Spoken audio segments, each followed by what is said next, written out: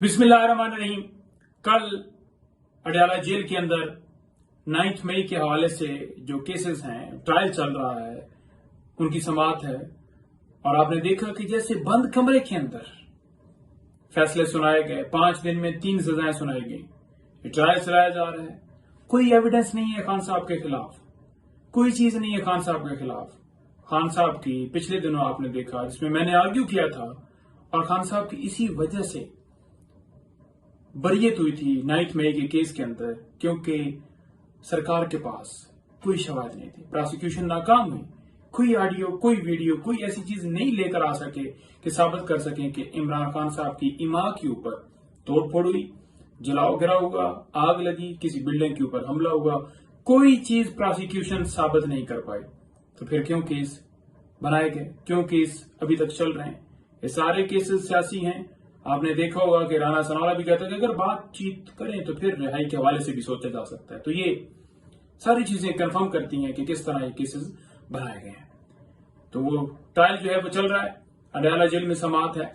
और इसके साथ साथ आपको बताऊं कि सुबह साइफर केस के हवाले से भी हम अदालत से इस्तदा करेंगे कि आज यौम तकबीर डे मनाने की वजह से, छुट्टी की वजह से, आज क्योंकि समाअत थी और समाअत जो है वो मुलतवी हो गई, तो लिहाजा हम सुबह इस्तदा करेंगे अदालत से कि साइफर केस को फिक्स किया जाए। क्योंकि खान साहब इस वक्त 2 केसेस के अंदर पाबंद सलासल है, एक साइफर है और एक इद्दत वाला केस है। इद्दत केस के अंदर कल फैसला आ रहा है, और साइफर केस के अंदर भी फैसला आता, अगर सजा जो है खत्म होती तो फिर कोई ऐसा केस नहीं था जिसमें इस वक्त तक खान साहब की गिरफ्तारी डाली गई हो।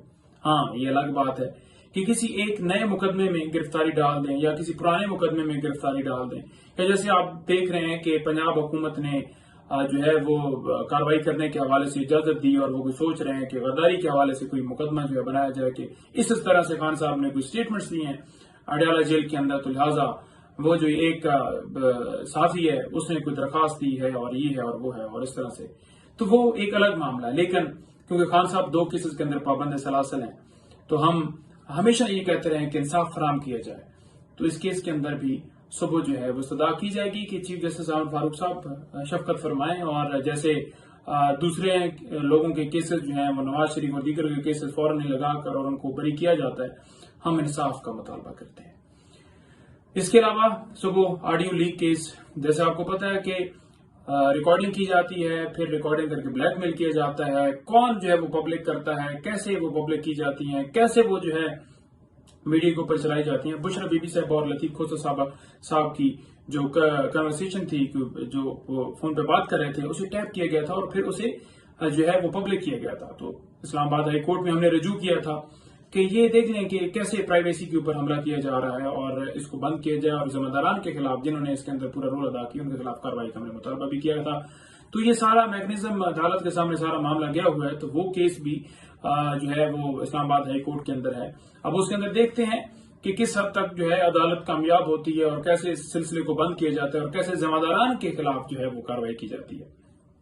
उस केस की भी समाअत है सुबह। और इसके अलावा एक नया तोशाखाना पार्ट 4 जो है केस, जैसा आपको पता है स्टार्ट किया गया है।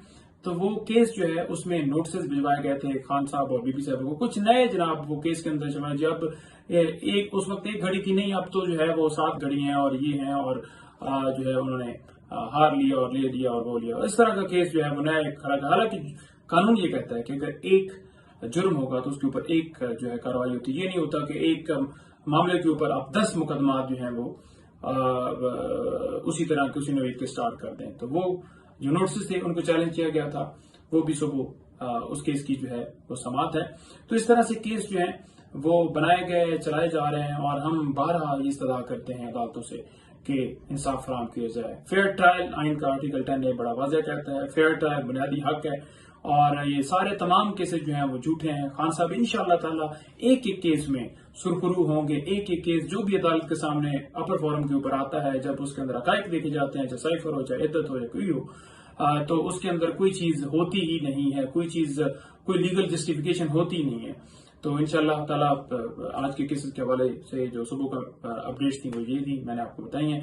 मजीद मैं फिर आपको नेक्स्ट वीडियो के अंदर जो है वो कल की तफसीलात दूंगा। बहुत शुक्रिया।